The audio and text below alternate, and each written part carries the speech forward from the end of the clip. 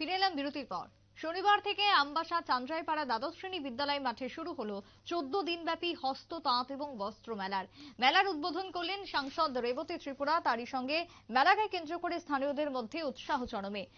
তবে অন্যতম হচ্ছে এই ক্ষেত্রে 14 দিনের এই মেলার আয়োজন, প্রতিদিন রয়েছে সাংস্কৃতিক অনুষ্ঠান।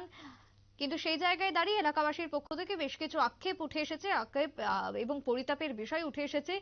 যে জায়গায় দাঁড়িয়ে স্কুল পড়ুয়া ছাত্রছাত্রীদের দিয়ে অনুষ্ঠান করে একটা অনুষ্ঠান করানো হয়েছে, এবং অন্যদিকে দাঁড়িয়ে মেলাকে কেন্দ্র করে সঠিকভাবে প্রচারের অভাব রয়েছে বলে অভিযোগ। তবে এই মেলাকে কেন্দ্র করে 14 দিন ব্যাপী হস্ততাঁত বস্ত্র মেলাতে কি বক্তব্য উঠে এসেছে সাংসদ রেবতী ত্রিপুরার, শুনুন।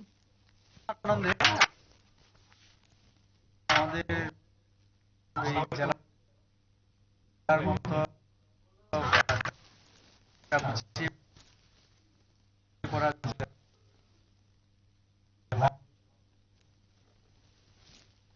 মার্জনা করবেন, সাংসদের বক্তব্য আমরা শোনাতে পারলাম না। টেলিফোন লাইনে জুড়ে গেছে আমাদের প্রতিনিধি মনোজ চক্রবর্তী। মনোজ দা, আজ আমবাসাতে উদ্বোধন করা হলো বিশেষ মেলা হস্ততাঁত এবং বস্ত্র মেলা।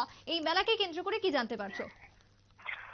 সুপ্রীতি, আজ 5টা নাগাদ আমবাসাতে রাজ্যভিত্তিক হস্ততাঁত ও কারুশিল্প মেলা উদ্বোধন হওয়ার কথা ছিল, কিন্তু কিছু গাফিলতির কারণে 6টা 15-তে সেই মেলা উদ্বোধন করেন পূর্ব ত্রিপুরা লোকসভা আসনের সাংসদ রেবতী ত্রিপুরা।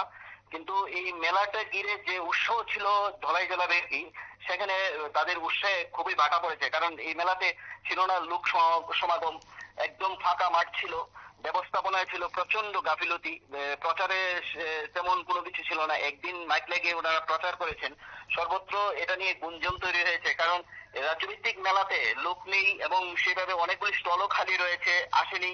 মানে বলতে গেলে চরম অব্যবস্থার মাধ্যমে দপ্তর এই মেলাটা আমার সাথে করতে চলছে। সুপ্রীতি, একদমই ধন্যবাদ মনোজ দা। আরো একবার জানিয়ে রাখছি, মার্জনা করবেন, এই মেলার ছবি আমরা সঠিকভাবে দেখাতে পারিনি। তবে মেলাকে কেন্দ্র করে স্থানীয়দের মধ্যে উৎসাহ চরমে। 14 দিন ব্যাপী রাজ্যভিত্তিক বিশেষ হস্ত তাঁত এবং বস্ত্র মেলার উদ্বোধন আজ আমবাসাতে। ফিরছে একটা ছোট্ট বিরতির পর, সঙ্গে থাকুন।